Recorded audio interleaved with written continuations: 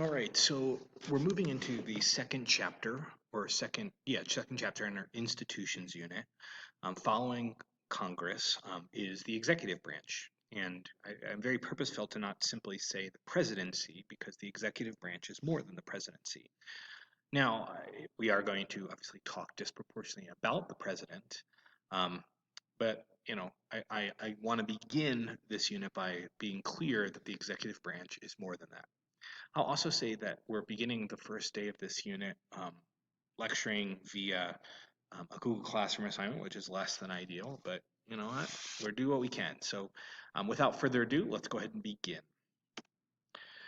So the first question we want to look at is just fundamentally how we started with our Congress unit, right? Which is who are members of Congress? Who are our presidents? What are the stipulations? What do they have to be?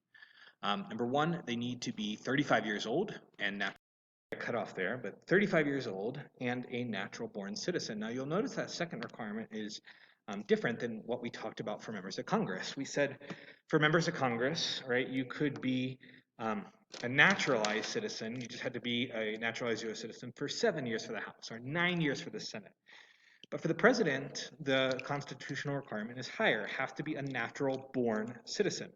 And the reason for this is obviously with an executive branch and the person running the country, um, they're worried obviously about like deep state foreign operatives being placed in the United States to be fast risers that could be corrupted and foreign agents, and it's the stuff for good spy films, but that is the constitutional check. The other thing, in addition to being a natural born citizen, is that they have to have lived in the US the last 14 years. Um, they cannot have lived abroad and then come back. They have to have lived in the United States. And the reason for this is, again, guarding against corruption by um, foreign powers. All right, we're going to try this again. I had to start and stop a couple times in the first 2 minutes of this lecture because I was at school and kids need stuff. But we picked up by saying, 35 years old, natural born citizen, has to have lived in the US for the last 14 years. We talked about why. We also look at religious qualifications or consistency/patterns, and we find that the vast majority of presidents have been Protestant, with the exception of John F. Kennedy and Joe Biden. Joe Biden was also a Catholic. Now, this quote right here, obviously, we don't need to copy down, but it's worth kind of following along with me as I read because I think it really captures the answer to this. Who are our presidents? Constitution says 35 years old, natural born citizen, but that's about it. Since 1953, the White House has been home to a war hero, Eisenhower, a Boston Irish politician, Kennedy, a small town Texas boy who grew up to be the biggest wheeler dealer in the Senate, Lyndon Baines Johnson, California lawyer described by his enemies as Tricky Dick, that's Nixon, and his friends as a misunderstood master of national leadership, again Nixon, a former Rose Bowl player who had spent his entire political career in the House of Representatives, Gerald Ford, a former governor who had been a Georgia peanut wholesaler, Jimmy Carter, an actor who was also a former governor of California, Ronald Reagan, a CIA chief, an ambassador who was the son of a U.S. senator, George H.W. Bush, an ambitious governor from a small state, Bill Clinton, a former managing director of a Major League Baseball team who had won his first election only 6 years before becoming president, George W. Bush, and a young black man who had served in national office for only 4 years before assuming the role of commander in chief. That's Barack Hussein Obama. Continuing, how do presidents become president? Let's look at that. We've looked at elections, we've looked at nomination campaigns, we've looked at, the invisible campaign and all that. So let's look at it from the lens of the executive branch chapter. Number one, we know that the vast majority of presidents are elected through the electoral process. Now, this might seem exceedingly obvious the first time you hear it, because you're like, yeah, no duh, how else would they be elected? But I mean, think about it for a second, right? Some presidents have taken over because they were vice president and the president died in office, or president resigned because of threat of impeachment. Now, the vast majority of presidents also, well, maybe not the vast majority, but the majority of presidents typically serve 2 or more terms. 2 or more, meaning Franklin Delano Roosevelt, but the others serve not just their first term, but also get reelected for a second term. Now, after FDR, we know that the 22nd Amendment was passed to limit this, what was perceived as overreach of the executive, and to limit presidents from serving more than 2 terms or 10 years. Now, the way I remember this, because there's another 20 amendment that you need to remember, is 22nd is 2 terms. 22, 2 terms. 22nd Amendment, 2 terms. It prevents a president from serving more than 2 terms or 10 years, meaning a president can become president because their president dies in office in their second year and they take over, and then they can serve 2 additional. But if they died in the first year, they would only be permitted to serve out the rest of the term and 1 other one. Now, 6 presidents have decided against running for a second term. Lyndon Baines Johnson was the most famous one, who realized how vulnerable he was because of Vietnam and just said, screw it, I'm just going to finish serving out this term.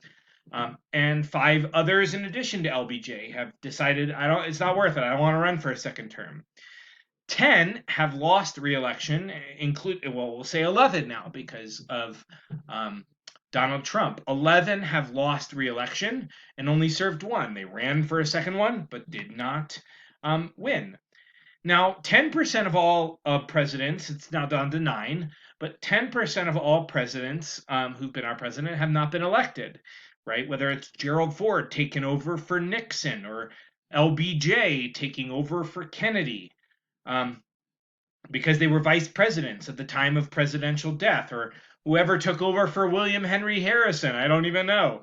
I'm not a world history guy. Now, the other 20s amendment that you need to know is the 25th Amendment. Now, the 25th Amendment specifies how a new vice president is selected, basically saying that the vice president is selected by the president. Now, this is directly dealing with when a president is deemed unfit to serve. Now, we talked about this in the Trump presidency when he started to kind of show a lot of very weird behaviors and in questionably, like, is this guy senile? Is this guy doing all sorts of crazy things? There was talk of invoking the 25th. The 25th Amendment was passed as a way to remove a president from office who hadn't committed high crimes and misdemeanors and therefore couldn't be impeached, but was deemed otherwise unfit to serve, right? It was passed as a result of Woodrow Wilson. Woodrow Wilson, as we talked about, was famously had a stroke while he was in office, and for about 8 months, his wife was basically acting as president, which, isn't a problem because she's a woman, but because of the fact that she was never elected. She was serving as president of the United States, but was never elected by the American people. That was obviously problematic in a democracy, to have your president not be an elected politician. Now, once that president is removed from office for being unfit to serve because they're in a coma or because they're going crazy. That process is a majority of sitting cabinet members vote to get rid of him out of office or her, and then the new president would be able to nominate their vice president, and it would be approved by Congress. This also, as I said, allows the vice president to take over at times when the president is unfit, when the cabinet and the vice president determine that they are unfit. So the 2 amendments dealing with the executive that you need to know are the 22nd, 2 terms, and then the 25th, which is how do you remove a crazy president, essentially, and then how do you pick a vice president afterwards. Here is the list of people that we said 10% of people or 10% of presidents were not elected. That's the column on the right because their president died in office or was removed in office. William Henry Harrison, Zachary Taylor, Abraham Lincoln, and then most famously Richard Nixon, John F. Kennedy. Um, now, how can a president be removed from office? This almost seems like an unnecessary question in 2021 when merely being a government student means you probably have some familiarity with this. But the short answer is that the Constitution, the founders did put in the Constitution a provision to allow for the removal of a president if they commit what's called high crimes, misdemeanors, treason. Now, this is vague legal language and has been interpreted at different times to mean different things, right? We know that Garfield, who followed, no, is it Garfield? Hold on. Yeah, okay, so Garfield, who followed Abraham Lincoln, was impeached by the House because basically he was doing a terrible job in the eyes of the House of Representatives. He was not convicted. But this constitutional provision allows for the removal of presidents. We have seen our most recent president, 45, Donald J. Trump, be impeached twice. Now, this is important because last point is important, right? Because when I say poor performance does not allow for impeachment, that idea of just being bad at the job does not constitute high crimes, treason, or misdemeanors. Is the basis for the 25th Amendment, which is the removal of a president for simply being unfit for office. So you can't impeach for being terrible at the job, but you can remove from office if the vice president and a majority of the cabinet vote to invoke the 25th Amendment. And obviously, we heard that a lot in the last 18 months of the Trump presidency. Okay, now we know as we should have seen over the last 18 months that the process for impeachment of the sitting U.S. president is very specific as defined by the Constitution. It is a two-step process, with the first step being a vote to impeach by the U.S. House of Representatives. You can think of this as sort of the U.S. House of Representatives acting as a district attorney in choosing whether or not to bring charges. The U.S. House of Representatives may say, we choose to bring charges, we vote to impeach, and then once that is done, the Senate then, by constitutional mandate, has to take up an official impeachment trial. And so the Senate will hold the impeachment trial, which is the second part in this step. Now, as we talked about today, with regards to the most recent impeachment trial, for a normal impeachment where the president is a sitting U.S. president, the Constitution is very clear that the Chief Justice of the Supreme Court has to preside over the trial and act as the sitting judge. Now, we saw in the second impeachment trial of Donald J. Trump, where John Roberts was not the presiding judge. Instead, that went to the Senate pro tempore, or Patrick Leahy of Vermont. And the reason, as I said today, was because he's not a sitting president anymore. So the Constitution has no say in who presides over that trial.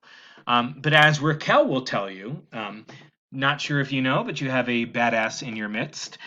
Raquel was chosen. I'm sorry to put you on the spot, Raquel, and make you feel a little awkward, but Raquel was chosen during the first impeachment trial of Donald J. Trump when she was a Senate page for Senator Bennett's office. She was chosen to be the lead page one day, and she was tasked with walking questions handwritten on pieces of paper by senators wanting to ask witnesses. She was tasked with delivering those handwritten questions from the senators themselves 2, Chief Justice John Roberts presiding over the trial.